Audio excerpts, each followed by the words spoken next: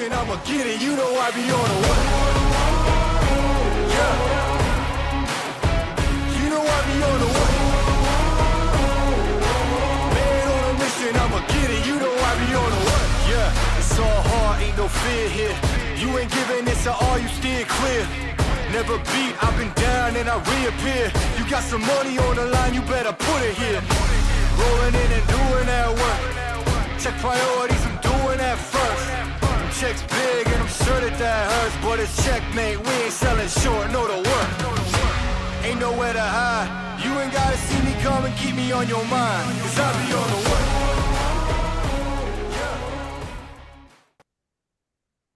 Hey, what's going on, everybody? This is Dane from MIYU. We'd like to welcome you to the Farm Report. We have both of our prospect guys with us. John, Los, how you guys doing? I'm good. Doing good. How you guys doing? Hey, John? Hey. Good. It's the first time we've had you guys on camera together with me.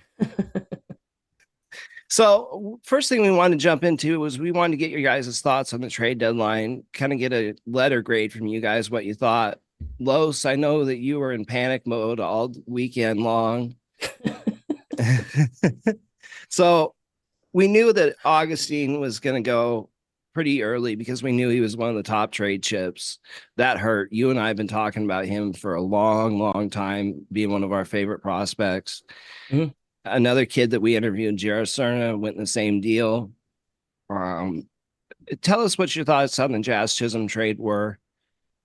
My initial thoughts were just a reaction, and it was just pretty much anger. I think that at the moment, I thought the Yankees had an answer for a question that was not yet posed, right? Mm-hmm. You didn't have an opening at second base. You didn't have an opening at center field. So what are you doing here? If supposedly Augustine Ramirez is your biggest trade chip, then why would you not be using that to fill a higher priority, which for me is third base? Right. I didn't understand the move. That doesn't mean that I hate Jazz. And I've said this on Twitter. I've said it before. I like Jazz. I just didn't think that he fit on this team because of, his past history, right? Historically, he's a 240 hitter with a 309 on base percentage. Where does that fit in this lineup? Especially if you're looking for a leadoff hitter, right? I mean, right. And I know I've seen the argument, well, this season he's hitting pretty good. I think his on base this year is like 3.25, maybe 329, 330, something like that. Which, yes, it is better than what the Yankees have been pushing out there, but it's not really the guy that I want hitting leadoff. And I think the Yankees agree. I think that they do too. What do you think about him at third base? I mean, he's looked good so far at third base. I have no complaints. Again, the bar is so damn low for what the Yankees have been trotting out there. But he's looked good. Credit to him. They asked him about third base, and he just picked up his glove and said, "Okay, let's go. Where do you need me?" As opposed to what happened with Gleyber, and that's a shame. Especially since he hasn't been playing that well. You would think that he would be more open, but I guess he's pretty upset about the contract situation. Is my guess. But yeah, I mean, I have no complaints about Jazz right now at the moment. I just didn't understand the move. John, what about you? I think they didn't need to acquire Jazz Chisholm. They should have just kept Andres Chaparro to begin with. Shouldn't have let him walk in free agency. That was I think where they really messed up, to be honest. I think they should have some way negotiated with Andres Chaparro. But that ship has sailed. He's now been traded to the Washington Nationals. So he's with AAA Rochester now. And, best of luck to him, of course. One of my favorite guys that I saw down here in Tampa. Otherwise, I'm frustrated that they let those three guys go. But at the same time, I'm glad they got something for them because I believe all three of them, well, two of the three anyways, were eligible for Rule 5. Either they were already eligible or they were going to be upcoming in December. So the Yankees probably would have lost them anyways. Right. And I'd rather get something instead of nothing out of it. And Jazz is about as good as that there was out there for a bat that was in the conversation. See, at the time of the trade, I wasn't a big fan of the move because I agree with Carlos that he's a 240 hitter, not the guy you want batting leadoff. Is he really that much of an improvement over Gleyber Torres at second base? Looking back at what the Yankees apparently think, they think that he can play third base. Obviously, he played shortstop coming up through the system, and he's got the arm for it, being able to play center field, and we've seen him look very, very good at third base. Third base has been the weakest spot in our team all year long. And Jazz solves the long-term need that we have there, at least until George Lombard or Roderick Arias or somebody like that is available. And having him hit in the sixth spot in the order makes a lot of sense. He can run down there. He can use his speed to steal bases, create runs with his speed, of course. And, you know, I think it was a solid move. We're going to see what happens, but I think getting on a team with Juan Soto and Aaron Judge is going to help him a lot where he's not, doesn't have to be the best player on his team anymore. I don't I know. think I think it was a solid pickup in the regard that one, they're probably not going to sign Glaber next year or extend him or whatever you want to call it. Right. The possibility exists that Juan Soto may not re-sign with the Yankees. I don't know how likely that is to happen, but the possibility is there. So he can play center field. You move Judge over to right. Or when Verdugo, I mean, there's a lot of holes that he could potentially resolve that the Yankees have questions about right now. So I think it was a solid get, given the utility aspect of it. Mm-hmm. And you know what? He's an upgrade from what DJ LeMahieu was doing. So that's the way that I've been looking at it. Los. Like I said, originally my posture position was just anger because I didn't understand it. And I think I even said early on in the 24-hour stream, I was like, don't be surprised if Jazz is all that this team, the front office gets the Yankees. Do not be surprised by it. And again, that's the instant fan reaction out of me. But when I think about it, when you sit back, you take a moment, you take a day, you take a two, and you think about it, I think I have to praise Cashman just because, or for not basically pulling the trigger. For example, on the Flaherty deal, right? He saw something he didn't like in the medical records, and he didn't pull the deal. In the past, we know what happened when he did it with Montas. We saw what he did, Mm-hmm. right? So I'm happy that he didn't pull a deal where he shipped off Lombard or Arias or Spencer Jones in that deal. But at the same time, I look at that deal and I say, for Trey Sweeney and a DSL kid, who I look at his numbers and there's nothing that's really impressive about those numbers. Uh, that looks like Oswald Peraza and a DSL kid to me.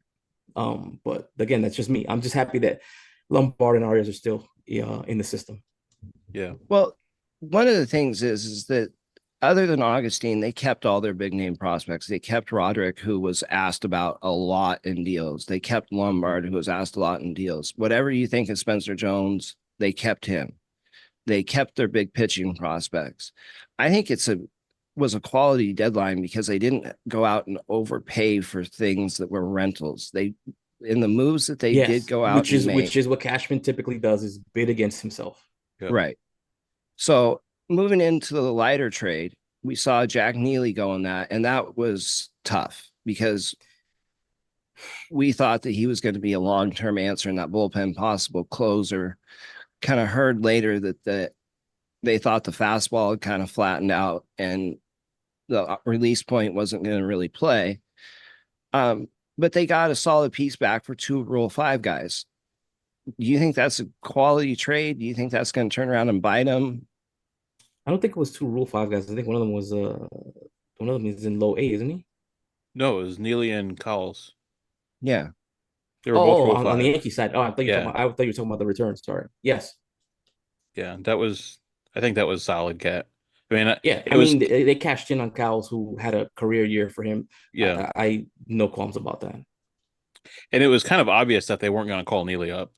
Yeah. As frustrating as that is, because boy, do they need someone like Neely in that bullpen, but it wasn't meant to be. And, if they weren't going to move him like that, then, as far as calling him up, then moving him to a different team that's going to give him the opportunity. Same thing with Cowles, because I don't think he really had a role with all of the middle infield congestion that they have. Right. Because Durbin and like all those guys would have been ahead of him. Well, and let's talk. I think, for example, the Jared Serna trade answered my question last year of why they were slow rolling or dragging themselves to promote Jared. And Oh, don't get me started I on just think it that. was just to not expose him to Double A, and maybe, for example, if he struggled or something, which is funny because I think in his debut game he went 4 for 5. I know yesterday he had a double. I think he was like 1 for 4. So he's already in Double A and he's hitting pretty well. Yeah. No, I don't think we Happy can for talk them. about that Jazz trade without talking about what we gave up in Rachel Balkovich, what she went and got out of our system. She got players that she had seen before. What did you think of the players that we got for that, or that she got from us? I mean, these guys that she's familiar with. But at the end of the day, I think we have to look at the relationship that Cashman has with a lot of these GMs, right? He's pretty much trading with the same three, four, five guys, right? Pittsburgh, the Marlins. I don't know who else. Milwaukee. These are guys that he's familiar with. Chicago, Seattle, People that Dodgers. all GMs that he's familiar with and he's done deals with before. He needs to open that up a little bit more. But again, there wasn't a lot to get out there. I don't think we really saw a huge um, player that was moved in this deadline, not that I could recall. Um, and like, back to what you were saying, Rachel did manage Agus, Serna, not so much Abraham Ramirez, which she's the lottery ticket, and he was having a really good season. But yeah, I think she got a good return.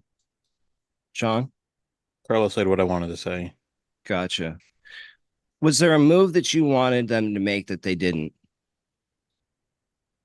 For me, I think the only move I had wanted them to see was to get a third baseman, but there was just really nothing out there.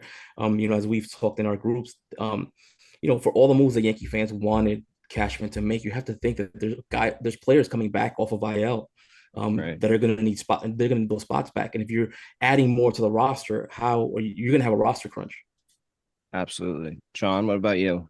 Yeah, I wanted to see someone like a Yandy Diaz just because of the potential that he offers the Yankees. But like Carlos says, there's that roster crunch. Like when Rizzo comes back, whether that's this year, next year, whatever, what are you going to do with Ben Rice? Because at that point he has no spot, And then you have the situation of, well, maybe they DFA Trevino or something along those lines to make him a catcher because that's his natural position on the field. I don't know. I don't. It made sense to not go after Yandy, looking at it that way. So I'm kind of glad that that's what happened. But But the asking price for Yandy was the big scary part because they wanted one of Lombard or Arias yeah, and some of our top pitching prospects. And I just don't think that Cashman was prepared to do that. no, like Carlos said, this was a good year as far as the way that he handled it. He didn't overpay on anything. Yeah, he Yeah. showed some restraint, which you have to give him credit for. Because in the past, I definitely would not have seen that outcome. I mean, one thing I did want to touch on is this yearly need, this yearly fiasco that we go through at the trade deadline where the Yankees need XYZ. They need a pitcher. They need this guy. They need that guy. Um, it's pretty frustrating to see, especially when I hear every year, oh, we need a starting pitcher, oh, we need a reliever, blah, blah, blah, blah. When for the past couple of years, your minor league system has been praised for the way that they've been developing pitchers. And then when they get to the point where they're knocking on the door to get the call up, you just slow roll them. You slow roll them, you slow roll them, you slow roll them, and then eventually you just start trading them. And it's a cyclical thing, right? Because then the next year we're right back at it. And I don't know about you guys, but I'm sick and tired of it. I'm sick and tired of it every single year. Oh, we need a starting pitcher. Oh, we need a starting pitcher. Oh, we need a starting pitcher. Well, the quick solution to that is to develop your own starting pitchers. You But develop you push your guys, you push them, you fast track it, you identify which players you can fast track, like a Razelman. And I get it, Razelman has been injured, so I know you have to be a little bit slower with him. But like a Chase Hampton and or Will Warren, these guys should. And Will Warren was fast tracked, and then he was just stopped, throwing a stop Yeah. sign at AAA, and it's just a constant thing where every year we're in the same boat. You need this, and I hate to sound like a boomer, but back in the mid '90s, the Jeter Mattingly, the Jeter Yankees, they didn't really need a starting pitcher or this or that. Is they wanted Right. this, they wanted that. It wasn't every year that they needed something, and it was because a lot of those, I would say, 30% of the roster at the time was typically homegrown during that era, if I recall correctly. And you guys, you could correct me if I'm wrong in the chat, but I'm just tired. I'm just tired of seeing this. We need every single year. It's the same damn thing. And then every single year, come the playoffs, we're told the same exact thing. Well, if XYZ wasn't hurt, if this guy wasn't hurt, but it's almost like, again, you go into the season with not a very good contingency plan because you already know once once Stanton goes down, it's almost a domino effect. You're gonna have this guy, you're gonna have that guy, and the Yankees just don't seem to have an answer for it. So what do you do?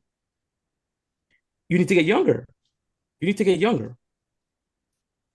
I think So the problem go with ahead, that John. though is Cashman was saying on the Mike K show that kind of in a paraphrasing sort of way that he wasn't as high on the minor league system as we are. Um, where he didn't value the minor league system in a way. I forget exactly what it was verbatim, but the way that it appears is that he just looks at them as trade chips and he doesn't look at them as developing players like what we saw in the 90s, which is to me kind of ironic because he worked with that generation of baseball player. The Jeter, Right. the Posada, Pettit, um, Bernie. I mean, Bernie, Gerald, the list goes you know, on and on. Melky, yeah, Yeah, it's Rivera, and that's But I think but part of why they were so great is the GM before him. I forget who it is, but I'm sure Stick it's Bubba Michaels. Watson. No, it was Bubba Watson after Stick. Oh, yeah. okay. It might have been Stick that drafted all those kids though, He was, because yeah. yeah, because it After was late Stick was Bubba 80s. Watson. Yeah, it was like late 80s, early 90s when all those kids were getting drafted and signed.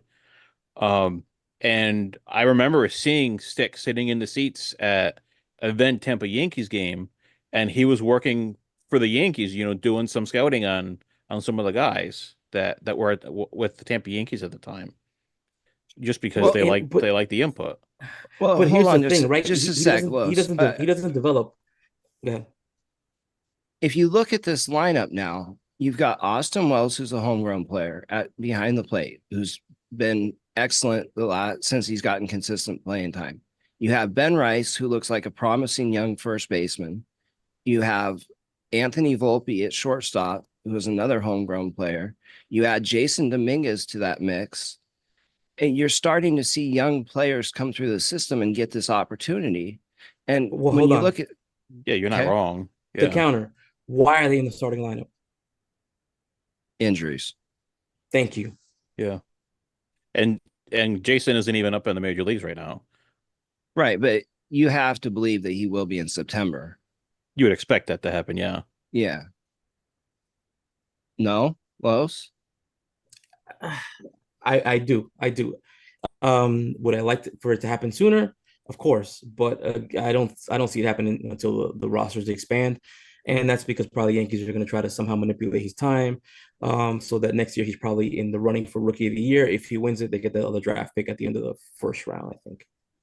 I think that's stupid to do that because to me, this team needs Jason Dominguez in that leadoff position if they're going to win in that playoffs. And then I think this whole situation is a little frustrating in regards to why they went after Jazz because they could have called up Jorby and they did call up Jorby and he just sat on the bench. They could have called up Right. Peraza because like we've been talking about, he's been having a pretty good season. Right. Recently Well, anyways. he's hot of late. He's He's hot as hot of late. now, so they could have Mhm. called him up. He's on the 40 man, so it doesn't really cost him anything except for the option. Right. But Right, is are but if Ruben Odor was available, they would have called him up. Well, he was hurt though.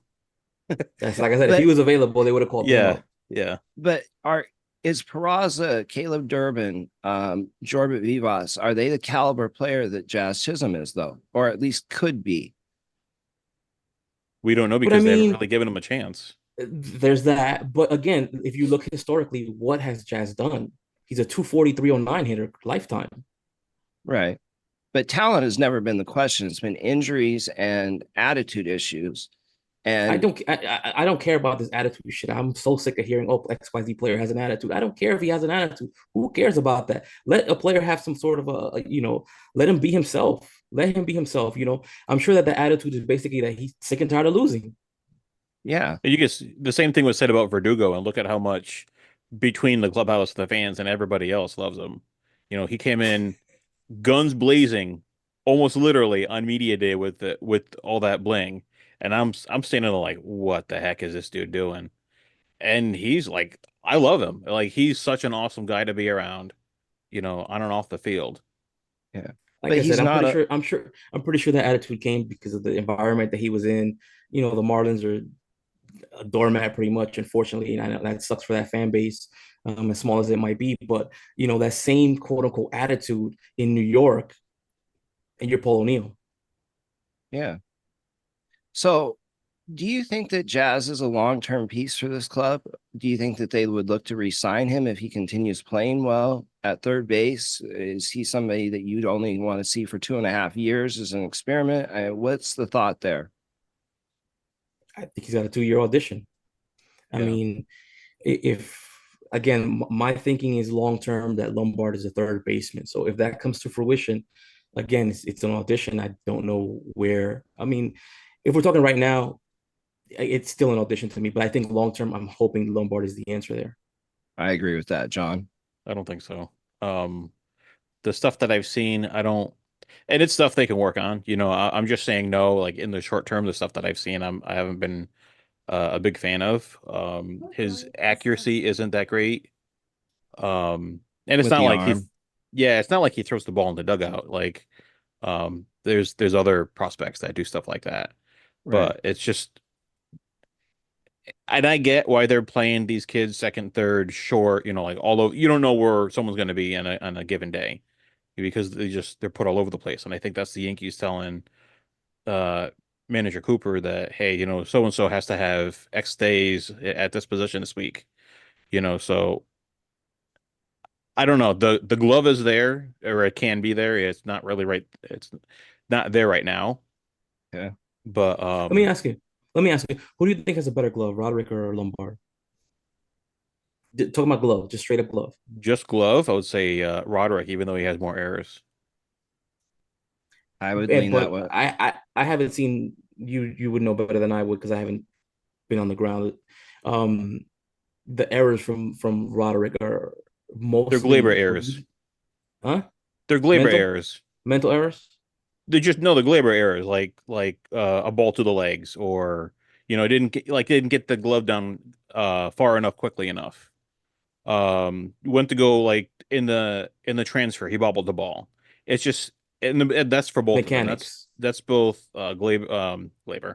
That's both Lombard. Roderick and George are both So it's like a mechanics thing. I it think that you yeah, solve that with and it's experience.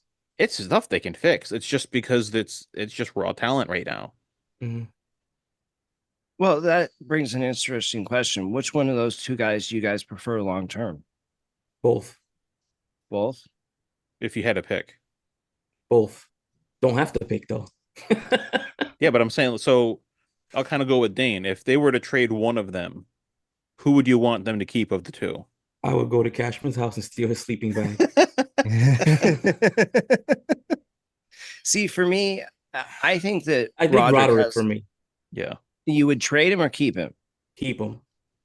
Okay. See, I lean more towards Lombard. I really think that kid, when he fully develops, you got to remember he was drafted at 17.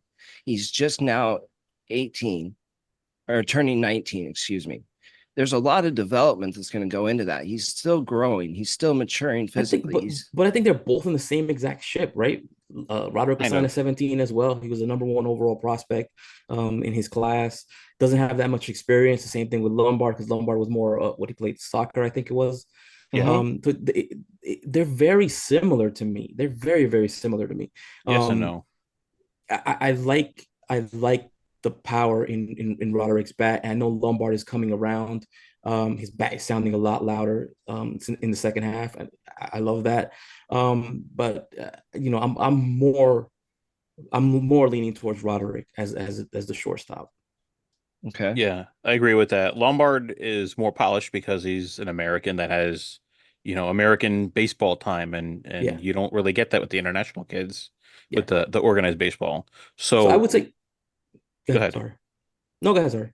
The way I see Roderick is kind of like Jason. There's a lot of similarities with what I saw with Jason because I saw Jason down here. I'm like, who the heck is this kid? What do they see in him? And then as I saw him mature through the system, I'm like, oh, okay, yeah, now I understand it. And I see a lot of that with Roderick, where Jason was making a lot of silly errors, where his couldn't figure his bat out, and then as time went on, we saw the potential of what he could provide to the Yankees.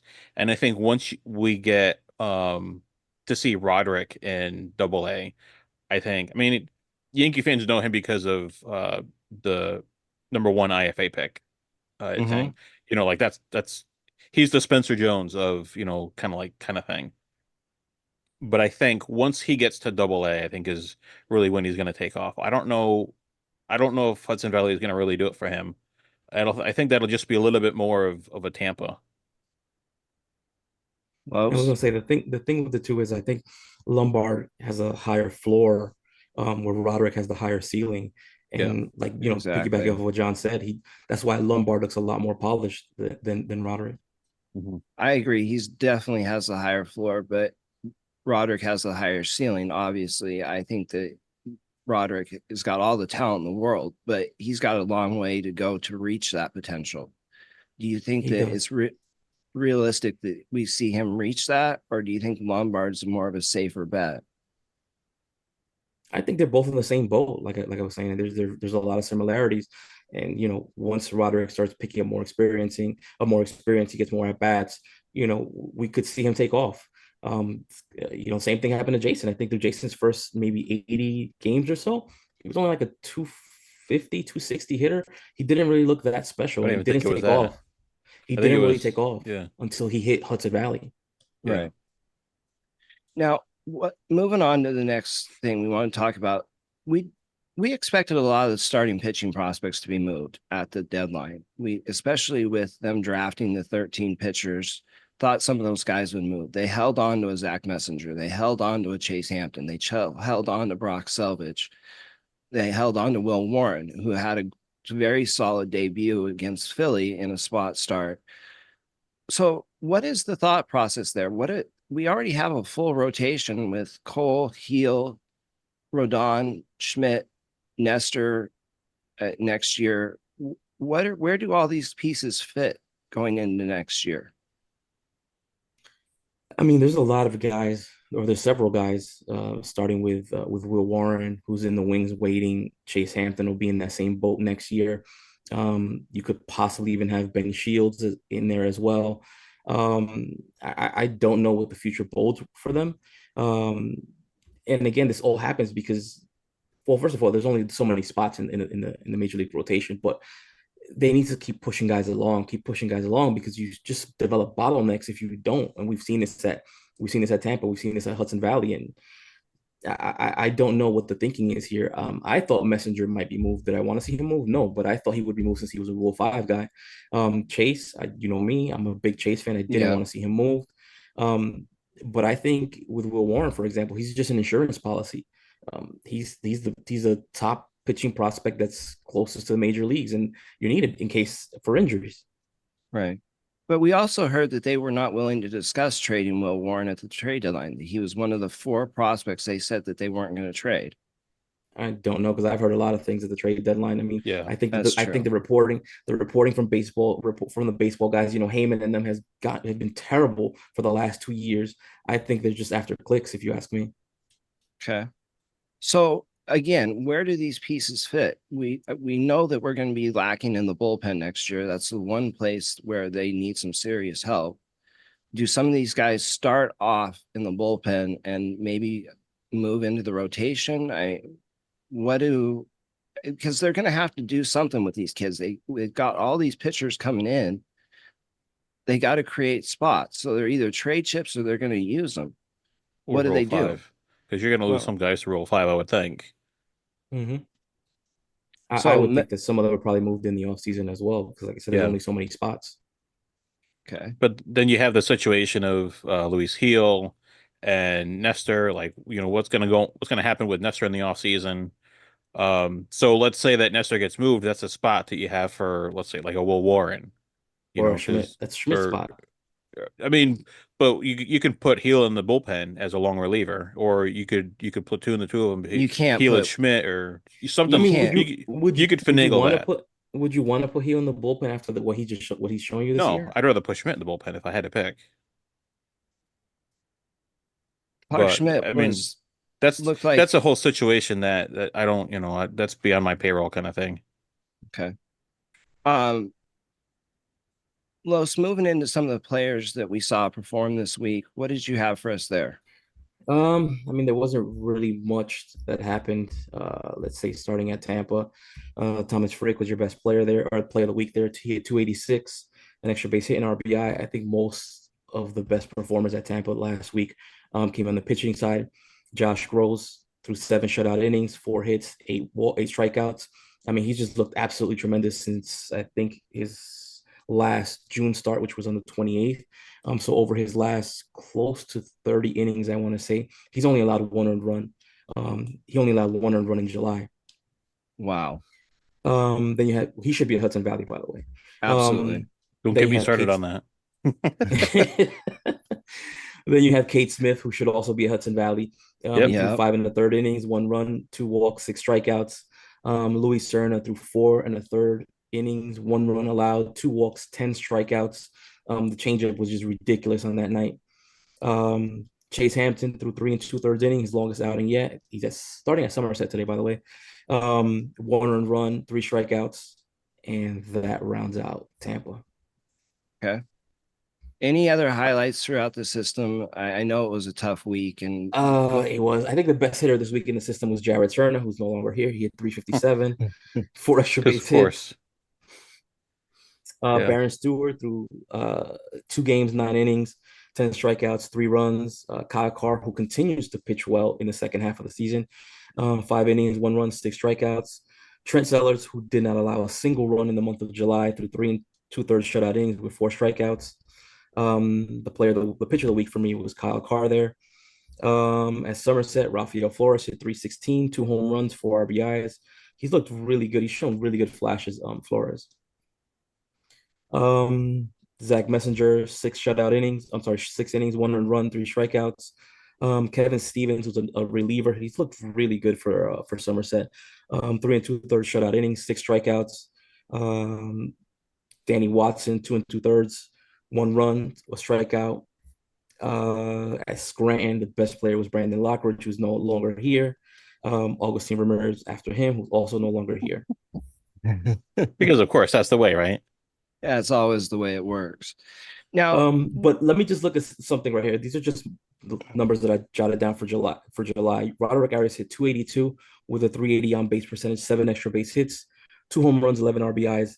The walk rate was at 14%, and the strikeout rate coming down from a previous of 38% to 21.7%. I want to see where he ranks in the league. So if you give me a minute, I can look. Sure. But just moving on real quick while he does Yeah. that. Angela Arena hit 419 with 550 on base percentage, 1405 OPS, 15 extra base hits, 6 home runs, 19 RBIs, a 20% walk rate, a 7.5% K rate. As I told you the day before, I think this might soften the blow on the Augustine Ramirez thing for me. yes. Because Urena has been playing amazing ball down there. I'm surprised he's not at Tampa right now. I know that they sent them 2 kids from Tampa. I'm sorry, from the FCL to Tampa today, but both were pitchers. They sent some bats up too from Joe De Los Santos and what's it they sent those up? draft picks though. Yeah. Yeah.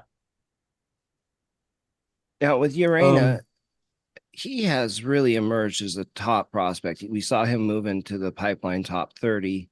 I mean, that kid looks like he's everything Baseball America said he was going to be and more. Yeah, I mean, Baseball America was tooting that horn for 2 years, and he's finally paying off. Couldn't stay healthy those first 2 years. Just want to jump in real quick. Roderick Arias is 4th in the Florida State League with 52 RBI. Dylan Hasso is 3rd with 53 RBI. What else we got? Dylan Hasso is tied for first place, 22 doubles. This is as of going into Sunday, so this is going to be kind of old. Jackson Castillo is 7th in the league with a 796 OPS. Roderick is 6th in the league, 78 hits. Dylan Hasso, 77 hits, 7th place. So and Roderick leads the league in 7 triples. But those 3 guys have been hitting the cover off the ball recently. And it's not, I'm not saying like past couple weeks, I'm saying like past month, 2 months, something like that. They've been really performing. Who else did you have? Another guy I did want to mention was Juan Matheus, hitting 339, 459 on base, 968 OPS, 6 extra base hits, 2 home runs, 19 RBIs. He was phenomenal for the FCL. A walk rate of 19%, strikeout rate under 10%. Just phenomenal into the season for him. It's a shame that the FCL went out. I don't know if you guys realize this, but they lost their playoff game. I don't remember what the score was, but they lost Matthias early in the game when he got wiped out at second base. I think it was on a double play, if I'm not mistaken. It was a Yeah. double play, and then yeah, there's it was not pretty from the couple photos that I got. On the pitching front for July, Will Warren pitched to a 2.91 ERA, 21 innings, 30 strikeouts, 35% K rate, 117 average against. You had Ben Shields, who was 1-1, 21 and 2/3 innings, 23 strikeouts. Who else? Trent Seller, as I told you, 19 and a third innings, 24 strikeouts, no runs allowed, 0.067 average against. Just another one of those guys who had a tremendous July. And I know you were talking about a couple of the guys that got called up. Andrew Landry is starting for Tampa Mhm. tonight in Lakeland, so we'll finally get some baseball savant data off of Landry. 2, 3, 4, 5. He has 6 different pitches he's thrown so far. Wow. And Chris Keene was the other kid from the FCL that they sent up to Tampa. Yep. Okay. He was a really good reliever. Now, we have seen over the last couple of days the Yankees have started to release some players. And John, I know that you have been highly critical of some of the guys. You want to walk us through that, what you've seen with that? Yeah, I'm a little frustrated in two guys that they released. The first one that I was ready to punch a wall was Montana Semmel. He had when I looked at it earlier, I think it was like a 0.89 ERA in June, and then he had or May or it was something like that, and then it ballooned into a 19 ERA in June. I have to look him up now. It's gonna drive me nuts. I know Montana Semmel started really well this season, Yeah, and it was just a month where he just hit a wall. And I don't know if that was him trying to push through an injury, but it was night and day. it was a 0.73 ERA in May, 12 and a third innings. He allowed one earned run in that span, which is insane. And then he pitched well the first appearance in June, and then June 8th, he was okay. June 5th, June 8th, he allowed 5 earned runs in 2/3 of an inning, and then it just kind of went from there. He had a 19 ERA in June, allowed 19 earned runs and 9 innings pitched, and he had a 6.75 ERA in July, 7 earned runs and 9 1/3 innings pitched. So like Lois said, I don't know if he was trying to push through an injury and see what comes out of that, but he was a 2019 draft pick, 36th round, so they probably didn't get, they didn't get him for too much, I'm sure. Right. But given what we saw in the beginning of the year, I was really excited. I was thinking, hey, maybe they should promote this kid up to Hudson Valley, and then they didn't because why? Why are they going to do that? OCL Rodriguez is still sitting down here, and that's no, I'm not getting into that in this. Well, that's for another episode. Um, but then I saw today that they released Luis Ogando, I think was what I said before, right? Yeah, Yeah. that's a shocker. That doesn't make any sense at all. No. He had 308 batting average, 884 OPS. That's his career OPS, career stats. This year he hit 250 with a 761 OPS, 31 games, 80 at bats, 18 RBI out of 20 hits. I mean, you can't really complain about that. So he's produced, but because of the short season, they didn't really get a lot of opportunities because he's shortstop, and they'd rather put Gaito Gomez there, I guess. Or Matthias. there's so many, and that's kind of the problem with the system is you're going to end up letting a lot of talent go because there's so much of a logjam in so many of these positions. In the middle infield, there's so many good prospects, and that's Yeah, there are. why I mean, I didn't want to see Abraham Ramirez go. He didn't really have a spot. It's the same situation we have in low A Tampa with Roderick and George and Hans. Emmanuel Tejada too. Well, Tada's hurt, but yeah, that was the situation they had. Now, are we expecting to see more players released over the next week or two to make room for some of these guys? Who I are would you say, yeah, guys? you have to. Yeah. Any idea who you think? I don't know. I don't know because the Bridge League starts on Monday, weather permitting. I don't know what that's going to look like because of the storm we're supposed to get on the west coast of Florida. But the Bridge League starts Monday and it goes through September 7th, which, as far as I know, that's kind of the end of the minor league season. How many games is And that? then what's that? How many games is that? Um, I think it was 16 games. That's it? Yeah, let me look at my because it's a lot of camp days. So we Is, haven't is that talked like an about, instructional? It's yeah. 12 total games, 6 home, 6 away, and it's basically an extended instructional, kind of like extended spring training, but it's not spring training, it's summer training, I guess. So it's like 24 games. 6 home, 6 away, Oh, okay. and then a lot of camp days. But the difference here is they play the Pirates 5 times. Hmm.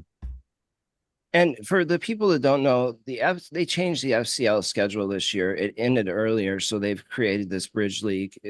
That's my understanding, John. So that it's Yeah, kind of like an extended It's not instructional it's not so league. much it's not so much that it ended earlier. The season started a month earlier. Okay. yeah, it was they changed the whole thing around. It was shorter extended spring training. It went right into FCL. Like normally FCL was like end of June or something like that. Mhm. That's what it's been past couple of years, and it started in early May this year. Mhm. So it ended earlier, but previously we've had guys like Trey Sweeney and Spencer Jones and like all those guys have made their professional debuts in the complex league, and scouts and like even front office people were scrambling. Like, what are we going to do? So they had to kind of scramble together a bridge league with the same logic of kind of like, extended spring, and the schedule that I got, it looks identical to what extended spring looked like. Okay. Now, did we have anything else that you guys wanted to touch on before we get out of here? No, I'm good. I'm excited to see Brett Phillips throw as a Oh my pitcher God. for the Tampa Tarpons. That's all I got. All right. John, tell us That's where we can find you. You can find me on Facebook, Instagram, and Threads, where the happening people are, at J Brophy Baseball. And you are posting more on nyyu.com. Everybody need check out John's articles. He's been killing it over there. Los, tell us what you got coming up. I have more housework coming up. I got popcorn ceiling to remove. I got a room to paint. And you can find Los at Yankees Farm on all the social media platforms. I'm at DMH0726 and Twitter.